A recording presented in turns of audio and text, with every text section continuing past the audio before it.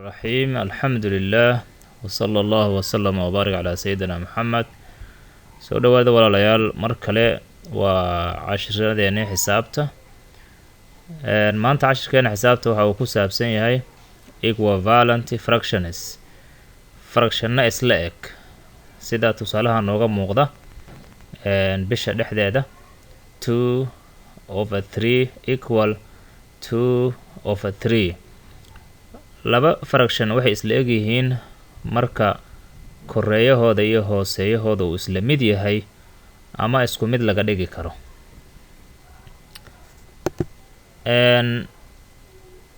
haddii aan fiirino tusaalahan 1/4 equal 2/8 labadan fraction ma isla mid ba 1/4 waxay la mid tahay 2/8 labadan fraction isku hooseeya ma aha iskuna koreeya ma aha laakiin isku mid ayaa laga dhigi karaa saddex siyaabood ayaan isku mid kaga dhigi karaa inaan fractionka hore ee 1/4 aan badiyo oo aan kor iyo hoos laba uga dhufto waan yeeli karaa waxaa ii soo baxaya dhinaca bidix 2/8 dhinaca midigna 2/8 ay taala sidoo kale waxaan sameyn karaa inaan dhinaca midig yareeyo oo aan kor iyo hoos laba u qaybsho marka waxaan helayaa 1/4 oo dhinaca bidix taala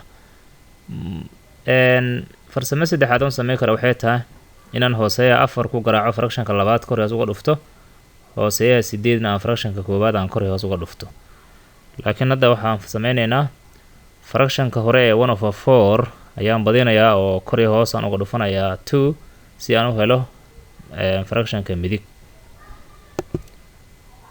oo sidaas oo kale 2/8 waxay la mid tahay 2/8 maxaan sameeyay fractionka hore ee 1/4 ayaan laba ku soo garaacay kor iyo hoos laba uga dhuftay fractionka dhinaca midigna waan soo qaatay marka labada fraction waa isku mid marka waxaan dhigi karnaa labada fraction ee kore 1/4 iyo 2/8 waa isku mid maadaama isku mid laga dhigi karo waa equivalent tusaale labaad haddii aan fiirino 2/5 equal 4/10 labadan fraction calaamadu waxay noo sheegayaan inay isku mid yihiin laakiin markaan fiirino koreeyahoodii iyo hooseeyahoodii isku mid ma ah laakiin isku mid waa laga dhigi karayaa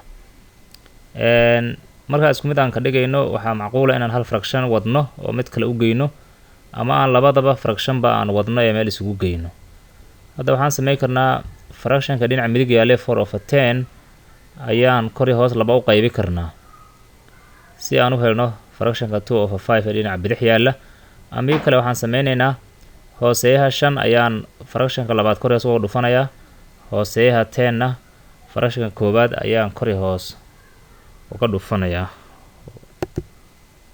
oo sidaanay noqonaysaa markaas kan waxaan ku sameeyay fractionka koobaad ee 2/5 waxaan kor iyo hoos uga dhuftay hooseeyaha 10 fractionkii 4/10 na waxaan kor iyo hoos uga dhuftay hooseeyihii koobaad ee 5 aan kor iyo hoos uga dhuftay markaas waxaa ii soo baxday 20/50 equal 20/50 laba fraction oo isku mid ah ii soo baxday marka waxaan leenahay labada fraction ee kore ee 2/5 iyo 4/10 waa equivalent sababtoo isku mid ayaa laga dhigi karayaa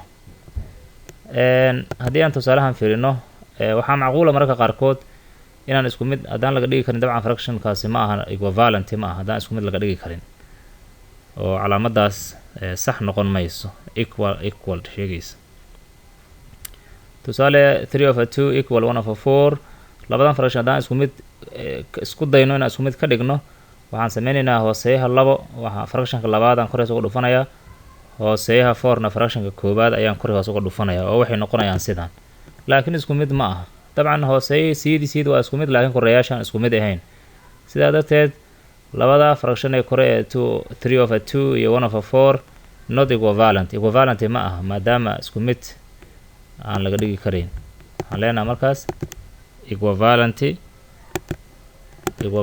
ma ah not equivalent waxaan fiirinaynaa isbarbardhigga laba fraction anagoo isticmaalayna calaamadaha greater than iyo ama less than laba fraction keebaa weyn keebaa yar laba fraction haddii hooseeyahoodu isku mid yahay waxaa weyn midka koreeyaha weyn waxaana yar midka koreeyaha yar haddii hooseeyo isku mid yahay midka koreeyaha weyn ayaa weyn. tusaale kan oo kale fiiri 2/3 iyo 1/3 dabcan waa hooseeyadu waa isku mid, laakiin fractionka koowaad ayaa koreeyihiisu weyn yahay. marka waxaan leenahay 2/3 is greater than 1/3. tusaalahan bal aan fiirino labadan fraction keebaa weyn. 3/4 greater than 1/5 maan dhahaynaa mase 3/4 less than 1/5 ayaan dhahaynaa. marka hore hooseeyahooda ayaan isku mid ka dhigaynaa. markaas waxaa weynaa doona midka koreeyihiisu weyn yahay ayaa weynaa doona, waxaana yaraa doona midka koreeyihiisu yar yahay. seen marka hooseeyaashan isku mid ka dhigaynaa inaan hooseeyaha 4 kan dambe mid fractionka dambe kor isugu dhufto, hooseeyaha 5 na aan fractionka koobaad ku garaaco oo sidaan ay noqoto. markaas waxaan arkaynaa laba fraction oo hooseeyadu 20 yaa noo soo baxday, laakiin fractionka hore ayaa koreeya weyn, sidaa darteed 15/20 way ka weyn tahay 4/20. tusaale kale haddaan fiirino labadan fraction keebaa weyn. 2/3 less than 5/2 miya mase 2/3 greater than 5/2. marka hore horta ina hooseeyaasha isku mid ka dhigno. seen isku mid ka dhigaynaa fractionka koobaad hooseeyihiisa 3 waxaan ku garaacayaa fractionka labaad aan kor isugu garaacayaa. fractionka labaad hooseeyihiisa 2 na fractionka koobaad ayaan kor isugu garaacayaa oo sidaana soo baxaysa 4/6 iyo 15/6. dabcan hooseeyaashu waa isku mid, laakiin fractionka koobaad ayaa koreeyihiisu yar yahay. maadaama fractionka koobaad koreeyihiisu uu yar yahay asaa yar, oo waxaan leenahay 4/6 less than 15/6. adigu kan isku day labadan fraction keebaa weyn. 5/3 less than miya mase 5/3 greater than wa. aan fiirino fraction loo bedelayo decimal. fraction to decimal. decimal maxaa la dhahaa? decimal wax kale ma aha, waa fraction hooseeyihiisu uu yahay 10 100 1000 power 10 10 oo wax lagu jibaaray oo hooseeyu noqonaya. marka fraction iyo decimal la isku bedelayo waa sidaan oo kale. columnka hore kuwa ku jira waa fraction, kuwa columnka dambe ku jirana waa decimal. marka sideebe 1/2 loogu soo bedeli karayaa 0.5. 5/4 sideeba loogu soo bedeli karayaa 1.25. 7/20 sideeba loogu bedeli karayaa 0.35. waa sida tan.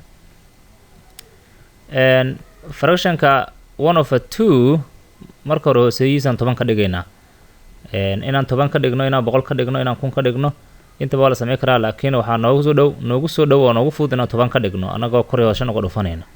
waa 1/2 waxay noqonaysaa sidaan 5/10. 5/10 waxay ka imaatay fractionkii 1/2 ayaa kor iyo hoos looga dhufta si hooseeyihiisu u noqdo 10. markaad 5/10 hesho, zerodani hal point ayay decimal point u wadaysaa dhinaca bidix. dabcan 5 hadda point kuma jiro, laakiin pointiga dhinaca midig uu yaalaa. 10ka eber 0 deeda ayaa hal position dhinaca bidix u wadaysa pointiga, waxaa soo baxaya 0.5. fractionka 5/4 asigana hooseeyihiisa 100 aan ka dhigi karnaa anagoo kor iyo 25 uga garaacayna. haddii aan 5 ku dhufano 25 waa 125, 4 ku dhufo 25 waa 100. marka numberka kore ee 125 ah decimal pointiga hadda wuxuu yaalaa 5 ayuu dhinaca midig ka xigaa. labadan 0 waxay sameynayaan dhinaca bidix ayay u bush gareynayaan 2 point oo 1 iyo 2 ay dhex gelaysaa, waxay noqonaysaa sidaa. marka waxaan u jeednaa in fractionkii 5/4 loo soo bedelay 1/25 oo marka hore hooseeyay 100 laga soo dhigay.